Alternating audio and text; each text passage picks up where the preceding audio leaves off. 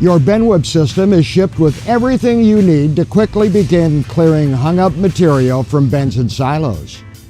A power drill and a pair of tin snips are recommended for disassembling the shipping crate the system arrives in.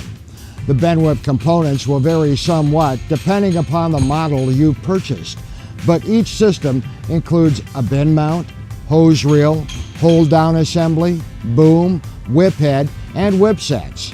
Also included are the hydraulic power unit, hydraulic manifold assembly, supply hoses, and tool bag, which contains the most important item of all, the technical manual. This manual explains in plain language everything you need to know to operate your new equipment safely and effectively. Make sure you consult it closely as you learn your way through and around the BinWhip system. If you ever lose your manual, it's always readily available at Pneumat.com.